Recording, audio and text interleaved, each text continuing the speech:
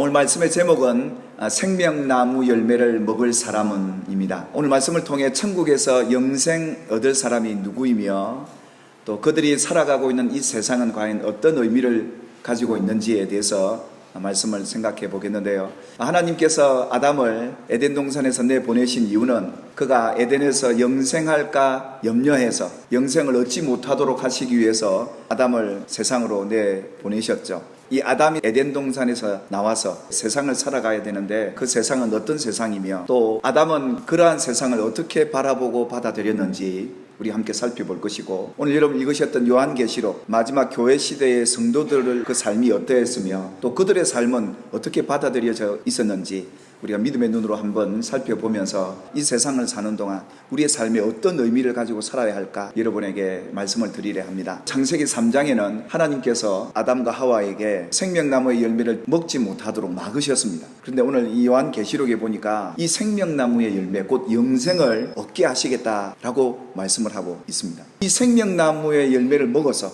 영생을 얻게 할 사람들이 있더라는 것을 요한은 우리에게 기록해 놓고 있습니다. 과연 그런 사람들은 어떤 사람이었을까요? 범죄한 아담이 세상에 나옴으로 인해서 그가 이 세상에서 영생을 얻는 길을 찾게 되죠. 그리고 요한계시록에 등장하는 이 이기는 사람들, 오늘 우리 성도들, 믿음의 성도들이 이 영생을 어떻게 얻게 될 것인지에 대해서 말씀을 드리겠는데요. 아담이 에덴에서 나온 그 이후에 그 삶이 어땠을까요?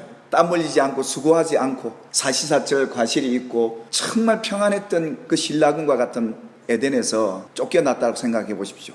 얼마나 실망되고 좌절되겠습니까? 이 아담이 세상에 나왔던 그 환경은 이랬던 것이죠. 하나님께서 범죄한 후 아담에게 이렇게 말하잖아요. 땅은 너로 말미암아 저주를 받게 될 것이다. 평생에 수고해야 그 소산을 먹게 될 것이다. 그래서 땅이 내게 가시덤불과 엉겅퀴를 내서 소출을 맞고 인생을 살아가는 행복을 맞게 되는 그런 일들이 일어날 것을 말씀을 했던 것이죠. 그럼에도 불구하고 세상에 나온 이 아담이 그 세상을 어떻게 받아들이고 살았을까요? 아담이 그 아내와 하와와 동침하며 하와가 임신하여 가인을 낳게 되고요, 내가 여호와로 말미암아 덕남하였다 라고 외칩니다.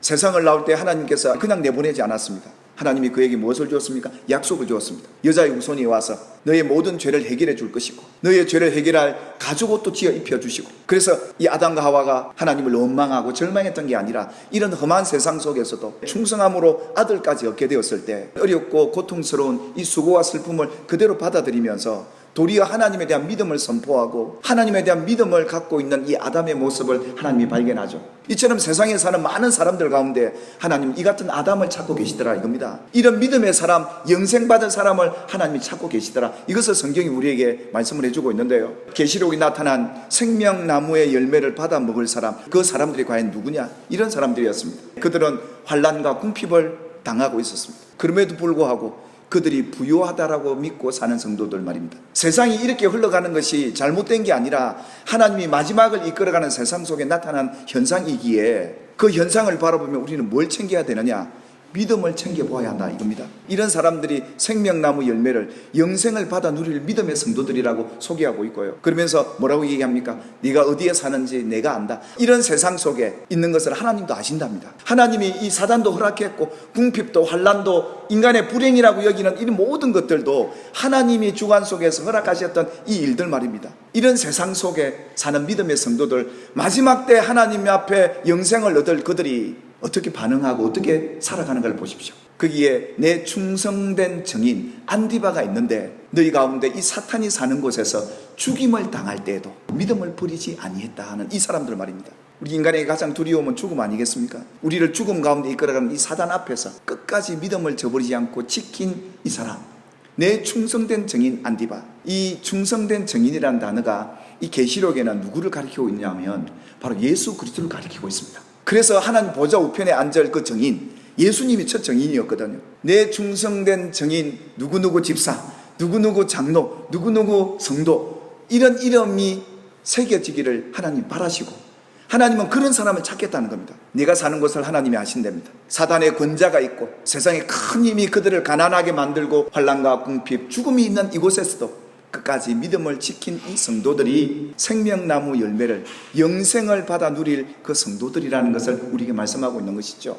그러면서 볼지어다 내가 내 행위를 아노니 네가 작은 능력을 가지고도 내 말을 지키며 내 이름을 배반하지 않았다. 이런 이들에게 하나님께서 뭐라고 말씀하시냐?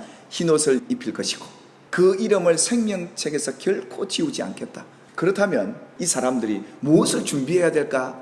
예수님께서 우리에게 말씀을 하셨던 것이죠. 이 말씀이 우리에겐 중요한 키가 되겠습니다. 내가 내 사업과 사랑과 믿음과 성김과 인내를 아노니 내 나중 행위가 처음 것보다 많도다. 천국에 들어가 영생을 얻을 그 성도들을 향해서 하나님의 평가는 이것이었습니다. 내 나중 행위가 처음 것보다 많도다. 천국 영생은 예수를 믿음으로 얻어지는 것이죠. 그런데 구원은 이렇게 받을지 몰라도 천국 문에 들어가 영생을 얻을 자의 마지막 평가는 믿음이 아니었습니다. 믿음으로 구원받고 천국 앞에까지는 갈 수는 있습니다. 그러나 그 문 앞에서 평가받는 것이 이 행위에 있더라 이겁니다. 믿음을 갖고 그가 이 땅에서 가졌던 그 나중 행위와 처음의 행위가 과연 무엇인가를 보고 평가를 하겠다는 겁니다. 누가요? 재판장이신 주님께서 일평생 무엇을 받고 살았는가? 이거 준비해라는 겁니다. 부자와 거지가 살다가 부자는 음부의 고통 중에 들어가게 되고, 그런데 이 거지가 아브라함 품 낙원에 들어가게 됩니다. 이 일에 대해서 하나님께서 뭐라고 말씀하시냐면 너는 살았을 때 좋은 것을 받았고 나사로는 뭘 받았으니? 고난을 받았으니 이것을 기억해라.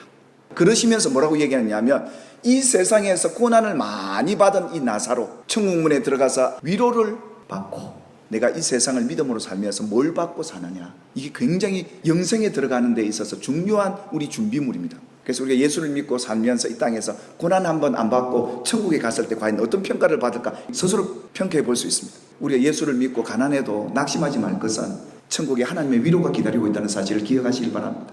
그뿐이겠습니까? 우리가 준비해야 될 게 이거지 않습니까? 10처녀가 신랑을 기다리고 있습니다. 10처녀는 모두 구원받은 여인들입니다. 이 지혜와 미련한 것은 구원은 받았는데 이 땅에 그들의 마지막 평가받을 행위가 본인들이 준비해야 될 것이 있었는데 준비를 하지 못했던, 이걸 얘기했던 겁니다. 이 땅에 사는 동안 우리 믿음은 빌릴 수 있어요. 아내의 믿음 때문에 남편이 복받고 살 수도 있고요. 자식의 믿음 때문에 부모가 잘 살 수도 있고요. 부모 덕에 자식도 잘 살 수가 있어요. 근데 이런 믿음의 덕을 빌릴 수는 있겠지만 마지막 천국의 앞에 갔을 때는 빌릴 수 없는 거예요. 우리의 믿음은, 우리의 신앙은, 우리가 행한 것은 말입니다. 내가 베풀고 나누고 내가 믿음으로 살았던 이것이야말로 내 것이 되는 건데 천국에서 그것이 하나님 앞에 평가받을 것이다 이겁니다. 지난주에도 우리가 함께 나눈 이 그림을 잘 보셔야 합니다. 그 영생을 얻을 사람, 하나님 앞에 서서 그 영생을 누릴 사람들은 율법을 버려서는 안 된다 이겁니다. 하나님이 주신 율법도 지켜야 하기에 율법에 어려운 행위가 있어야 구약에는 의인이다 이랬던 겁니다. 그들은 전부 믿음으로 행한 것에 있어서 하나님이 평가를 했던 겁니다. 근데 신약에 오니까 어떻습니까? 할렐루야, 예수 믿었으니까 마음대로 살아도 된다? 아니요, 이건 진리가 아닙니다. 예수 믿고 구원을 받은 이 믿음도 지켜야 하고 하나님이 명하신 율법의 선함도 지켜야 천국 영생에 확실히 들어갈 온전한 믿음의 사람이다, 이렇게 하나님이 인정하시겠다는 거죠. 내가 예수를 영접하고 믿었어요. 근데 여전히 악한 일을 해요. 하나님 말씀 율법대로 살지 않아요. 그럼 뭡니까? 부끄러운 구원이 되는 거예요. 우리가 예수를 믿고 나면 예수를 믿은 사람들이 뭘 더 챙겨야 되느냐? 아, 내가 계명대로 사나 안 하나, 이걸 체크를 해야 돼요. 그래서 예수와 율법, 복음과 율법은 따로 될 수 없고 하나이기에 이걸 바로 알고 믿음으로 하나님이 주어 먹게 할 생명나무 열매, 영생을 받아 누리게 되는 저와 여러분이 되시기를 주님의 이름으로 축원합니다. 그래서 마지막 결론은 이겁니다. 내가 내 사업도 알고 사랑도 알고 믿음과 성김과 인내를 안다. 그런데 내 나중 행위가 처음 것보다 많도다. 이 사람들이 어떤 사람들입니까? 생명나무 열매를 주어 먹게 할 그 사람들의 평가였습니다. 불충성보다 충성이 많아지고 미움보다 사랑이 많아지고 용서할 수 없는 그 사람 용서해 가는 이 믿음의 아름다운 행위가 천국에 다 기록되어 있겠죠. 여러분들이 많이 받으셨습니까? 많이 주고 사십시오. 사랑 많이 받으셨습니까? 사랑 주고 사십시오.